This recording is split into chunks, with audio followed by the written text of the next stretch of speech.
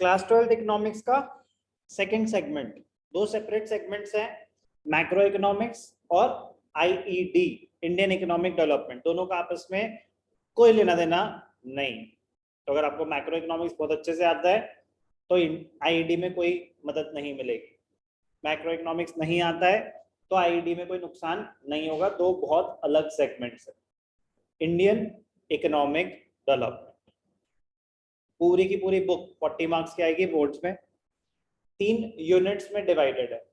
3 units में divided है। पहली यूनिट है डेवलपमेंट एक्सपीरियंस।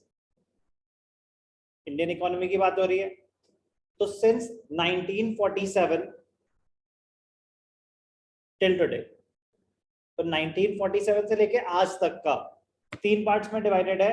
यूनिट जो इसकी 6 है, मतलब सीक्वेंस में, क्योंकि 5 यूनिट्स मैक्रो में थी हमारे लिए। फर्स्ट यूनिट 3 चैप्टर्स में डिवाइडेड है। सबसे पहला, Indian economy on the eve of independence. जब हमने इंडिपेंडेंस गेन करे तब इंडियन इकोनॉमी के क्या हालात थे। The coverage of the course is restricted to a few sectors.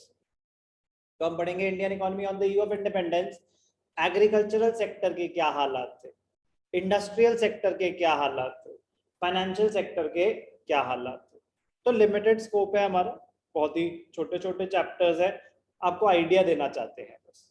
तो जब हम पहला चैप्टर पढ़ेंगे Indian economy on the eve of independence के 1947 में इंडियन इकोनॉमी के क्या हालात थे, तो उसमें ब्रीफ इंट्रोडक्शन आपको ड्यूरिंग द ब्रिटिश रूल क्या हालात थे वो भी होगा, बिफोर द ब्रिटिश रूल क्या हालात थे, बहुत ब्रीफ इंट्रोडक्शन वो भी होगा। 1 लाइनर 2 लाइनर, ज्यादा नहीं। मेन जो फोकस है, कोर कंटेंट क्या है, on the eve of independence, जब ब्रिटिशर्स यहाँ से गए तो हमारी इकोनॉमी की क्या हाल थे, क्या क्या प्रॉब्लम्स थी, क्या उनको प्रॉब्लम्स को रेक्टिफाई करने के लिए क्या स्टेप्स लिए गए, वो नेक्स्ट चैप्टर का कंटेंट है। कि मिल गई इंडिपेंडेंस, चलो अब अपना प्लानिंग कमीशन सेटअप करो, कॉन्स्टिट्यूशन आपने बना लिया है।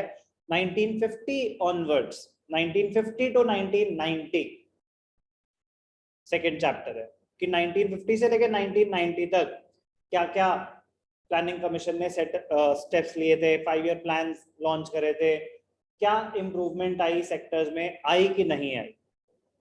Again agricultural sector, industrial sector, financial sector will be the key area of focus. क्यों, तब क्या हालात थे, फिर जब हमने इंडिपेंडेंस गेन कर ली तो हमने क्या उनकी बेटरमेंट के लिए स्टेप्स लिए, कितने सक्सेसफुल थे वो स्टेप्स, कितने नहीं थे। Last part of first unit, new economic reforms, new economic policy, LPG, liberalisation, privatisation, globalisation.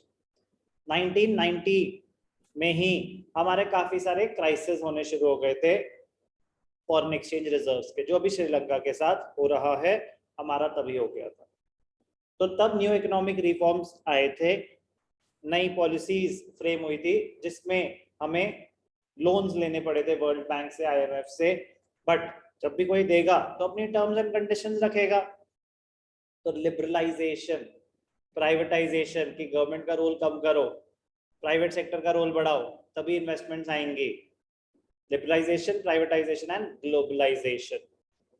तो पहले पब्लिक सेक्टर को रोल ज्यादा दिया जाता था, गवर्नमेंट के पास ज्यादा पावर होती थी। न्यू इकोनॉमिक पॉलिसी के बाद ऐसा नहीं था। तो न्यू इकोनॉमिक जो चैप्टर 3 है, that is economic reforms since 1991। Since 1991 मतलब सबसे पहले तो न्यू इकोनॉमिक पॉलिसी के बारे में पढ़ेंगे, सबसे इंपॉर्टेंट पॉइंट वही है उस चैप्टर का। बट वो कह रहे हैं कि कोई भी रिफॉर्म होगी ना तो हम पूछ सकते हैं उसके बारे में आपसे क्वेश्चन, चाहे वो डिमोनेटाइजेशन हो, चाहे वो जीएसटी हो, चाहे वो उज्ज्वल योजना हो जो अभी गैस सिलेंडर बांट रहे हैं, कुछ भी। तो इसकी कोई लिमिट नहीं है। तो इसकी क्या लिमिट है, पहले टारगेट तो ये होगा कि बुक को पूरे अच्छे तरीके से हमने कर लिया, और उसके बाद जितने क्वेश्चंस आ रहे हैं, A book, B book, C book, किसी के पेपर में, तो आपको ये पता चल जाएगा कि ठीक है, ऐसा भी हो सकता है कि मैं जितना मर्जी पढ़ लूं, इवेंचुअली जब मैं एग्जाम देने गया तब तक कोई नई पॉलिसी आ गई थी और उस पर क्वेश्चन आ गया। प्रॉब्लम नहीं है, आपकी वोकैबुलरी स्ट्रांग होनी चाहिए, आपको पढ़ के पता चल जाएगा कि उनका इंटेंट क्या है उस पॉलिसी का, आपको उसके बारे में बस लिखना आना चाहिए। तो इतने सारे आंसर लिखते लिखते आपको ये पता चलेगा कि क्या वर्ड्स यूज करने होते हैं when we are talking about policies of the government, क्या उनके ऑब्जेक्टिव्स हैं, क्या उनका इंटेंट होता है, intention behind introduction of such policies, तो वो आपको लिखना आ जाएगा आंसर, फिर आप बन जाओगे कलाकार कि जिस चीज के बारे में आपको कुछ नहीं पता वो भी आप ऐसा आंसर लिख के आओगे कि जैसे कर रखा था आपने। जब नया कुछ आएगा तो वो सबके लिए नया होगा ना, तो जितना कर जो हमारे हाथ में है उसको अच्छे से करो, जो हाथ में नहीं है उसके बारे में तो टेंशन लेने की जरूरत ही नहीं है। फर्स्ट यूनिट 3 चैप्टर्स में डिवाइडेड है, Indian economy on the eve of independence, Indian economy from 1950 to 1990, third part is 1991 onwards, जिसमें 90% of the concept would be related to new economic policy introduced in 1991, liberalization, privatization, globalization. But the chapter is economic reforms since 1991. So it will cover all the reforms. तो जो हमारे course में main तो है NEP, GST, demonetisation, इसके बारे में तो बुक में ही दे रखा है, अगर उसके अलावा भी बड़े सारे हम क्वेश्चंस करते रहेंगे, 1 मार्कर भी हो सकते हैं, 2 मार्कर भी, डिफरेंट स्कीम्स के ऊपर जैसे जैसे हमें इंफॉर्मेशन मिलती रहेगी। आपका काम नहीं होगा क्वेश्चंस को ढूंढना, आपका काम होगा जो आपको मटेरियल दिया जा रहा है उसको अच्छे से समझ के याद करना। Okay, unit 1। Next unit, current challenges being faced by the Indian economy, current challenges being faced by the Indian economy: poverty, human capital formation, rural development, employment, unemployment, different types of unemployment, infrastructure में health infrastructure, energy, और last part sustainable development. Sustainable development is also known as, मतलब कुछ books इसको environment बोलते हैं, कुछ books sustainable development. तो ये एक ही चैप्टर है, एनवायरनमेंट एंड सस्टेनेबल डेवलपमेंट। तो ये जो पूरी यूनिट है ये किस पे फोकस करेगी? Challenges being faced by the Indian economy, challenges being faced by the Indian economy. तो पॉवर्टी, सबसे बड़ा चैलेंज ही पॉवर्टी है हमारी, काफी सारे लोग बिलो द पॉवर्टी लाइन है, big part of the population. तो उसके लिए क्या स्टेप्स लिए जा रहे हैं? पॉवर्टी एलिवेशन प्रोग्राम्स कौन से लॉन्च किए हुए हैं, आपको नाम पता होने चाहिए, कौन से वेज एम्प्लॉयमेंट है, कौन से सेल्फ एम्प्लॉयमेंट है, क्या स्कीम्स हैं, कितनी सक्सेसफुल है। क्रिटिकल अप्रेजल कहते हैं उसको, क्रिटिकल अप्रेजल मतलब लिमिटेशंस भी बताओ और जो उनके पॉजिटिव आउटकम्स है वो भी बताओ, क्रिटिकली एनालाइज करो कि कितने सक्सेसफुल रहे जो स्टेप्स गवर्नमेंट ने लिए। Poverty, human capital formation, human capital की डेवलपमेंट के लिए क्या खर्चा कर रही है government again with regard to health and education.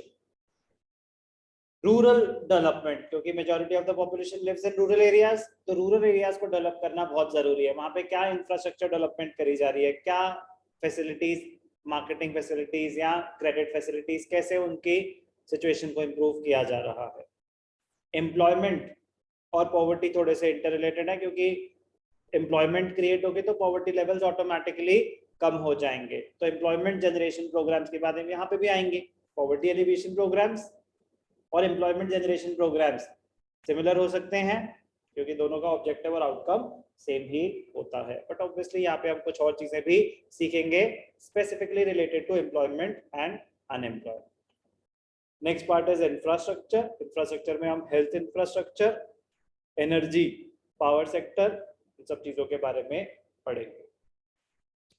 Environment, sustainable development बड़ा ही रेलेवेंट टॉपिक है, इंपॉर्टेंट है, but IED, Indian economic development में कोई भी चैप्टर 2 या 3 क्लास खत्म, 2 to 3 क्लासेस की ही इसकी लाइफ रहती, मतलब साइज ऑफ द चैप्टर की अगर बात करी जाए तो बड़े छोटे छोटे चैप्टर्स है। जैसे मैक्रो इकोनॉमिक्स नेशनल इनकम 1 महीने चला था, एक और चैप्टर आएगा determination of income and employment, वो भी 1 महीना चलेगा। लंबे लंबे चैप्टर्स हैं मैक्रो में। IED में नंबर ऑफ चैप्टर्स ज्यादा हैं बट सारे छोटे छोटे हैं, साथ साथ याद करोगे। लास्ट चैप्टर है IED का development experience of India and it's neighbours, a comparison between India, China and Pakistan. Again this chapter also 2 to 3 classes. Macro और आईडी को करने का तरीका बहुत अलग होता है। मैक्रो और आईडी को करने का तरीका बहुत ज्यादा अलग होता है। आईडी आपको साथ साथ याद करनी पड़ेगी। कॉन्सेप्ट तो हम कर लेंगे, समझ लेंगे, समझने का ज्यादा चीज है नहीं। This is information based. Macro होता है कॉन्सेप्ट बेस्ड, उसमें एनालिटिकल स्किल्स भी यूज हो सकते हैं कि अच्छा चलो बताओ, ट्यूसडे को आरबीआई की मीट है, एमपीसी मीटिंग है, एमपीसी मतलब मॉनेटरी पॉलिसी कमेटी की मीट है, ट्यूसडे को है, एंड 99% चांसेस हैं कि रेपो रेट को बढ़ा दिया जाएगा। 99% चांसेस है कि रेपो रेट को बढ़ा दिया जाएगा ट्यूसडे को। How can we be so sure? क्योंकि हम क्या फेस कर रहे हैं? इन्फ्लेशन। तो हमने पढ़ा था कि अगर इन्फ्लेशन हो रही है तो बैंकिंग में हमने पढ़ा था कि गवर्नमेंट क्या स्टेप्स ले सकती है, आरबीआई क्या होगा अगर रेपो रेट इंक्रीज कर दिया जाए? Money supply, credit creation power कम हो जाएगी, money supply in the economy कम हो जाएगी, फिर लोगों की परचेसिंग पावर कम होगी तो डिमांड कम हो जाएगी। But again this is concept based, कि आपके सामने कोई केस स्टडी रख दी जाए, कोई सिचुएशन रख दी जाए, तो अगर आपको कॉन्सेप्ट आता है तो आप उसको एक्सप्लेन कर पाएंगे। तो ये होता है एनालिटिकल स्किल्स चाहिए होंगे बेसिक से मैक्रो करने के लिए। आईडी इंफॉर्मेशन बेस्ड, या तो आपको पता है या आपको नहीं पता है। बैटल ऑफ प्लासी कब हुई थी? या तो आपको पता है या आपको नहीं पता है, आप अपने हिसाब से आंसर लिख नहीं पाएंगे। तो मैक्रो की एडवांटेज क्या है कि आप अपने हिसाब से भी आंसर क्रिएट कर सकते हो अगर आपको कॉन्सेप्ट आता है। आईडी में नहीं, आईडी उससे कहीं ज्यादा आसान है, मैक्रो इकोनॉमिक्स से कहीं ज्यादा आसान है आईडी। बट बात आसान और डिफिकल्ट की नहीं हो रही, बात हो रही है करने का तरीका बहुत अलग है, करने का तरीका बहुत अलग है। Zero numericals in entire IED, purely theoretical. But अगर साथ साथ ब्रेक कर करके याद नहीं करा तो आईआईटी में पता है जब एग्जाम में जाते हैं क्वेश्चन पढ़ के यही समझ नहीं आता कि कौन से चैप्टर का क्वेश्चन है, लिखोगे तो क्या ही। तो इसीलिए अलग अलग करके ढंग से डिटेल में याद करने जरूरी है, तभी एग्जाम में आप डिसाइफर कर पाओगे कि कौन से चैप्टर का क्वेश्चन है, फिर आप उस हिसाब से कंटेंट प्रॉपर क्रिएट कर पाओगे आंसर का। So moral of the story बेटा यही है कि आईआईडी अगर साथ साथ याद नहीं करा तो आप आईडी एग्जाम में नहीं कर पाएंगे। आईडी से आसान पूरी 12th में आपके पास कुछ नहीं होगा, पूरी 12th में जितने भी सब्जेक्ट्स है ना आपके पास, उससे आसान कुछ नहीं होगा, लेकिन उससे डिसेप्टिव भी कुछ नहीं होगा। डिसेप्टिव इसलिए कि हमें लगता है कि हाँ हाँ हो गया, एग्जाम में आंसर नहीं लिख पाएंगे। अगर आपने याद नहीं कर रखा तो इम्पॉसिबल होगा आंसर लिखना प्रॉपर लैंग्वेज के साथ। आपके हिसाब से तो आप सोचोगे मेरी इंग्लिश अच्छी, मैं आंसर क्रिएट कर दूंगा, उनको कीवर्ड्स चाहिए, उनको कीवर्ड्स चाहिए। अगर कीवर्ड्स होंगे तो आपको मार्क्स मिल जाएंगे, नहीं होंगे तो मार्क्स नहीं मिलेंगे, चाहे आप बात सही कर रहे हो बट लैंग्वेज सही नहीं है। इंग्लिश का पेपर नहीं है, इकोनॉमिक्स का पेपर है, तो याद करना पड़ेगा साथ के साथ। 40 मार्क्स की पूरी आईडी है, जो फर्स्ट यूनिट है पूरी यूनिट 12 मार्क्स की है। बस ये तो अभी इंट्रोडक्शन के लिए है। अभी अगर मेरे चैप्टर में आई सिर्फ मेरे पेपर में सिर्फ चैप्टर बना रहा है तो वो 40 मार्क्स का हो सकता है। अभी तो बोर्ड पॉइंट ऑफ व्यू से बात हो रही है ना, कि बस एक आइडिया देने के लिए कि 40 मार्क्स का अगर आईडी है तो 12 मार्क्स की फर्स्ट यूनिट है जिसमें 3 चैप्टर्स है, 22 मार्क्स की सेकेंड यूनिट है जिसमें 6 चैप्टर्स हैं, और 6 मार्क्स की लास्ट यूनिट है जिसमें सिर्फ और सिर्फ एक चैप्टर है।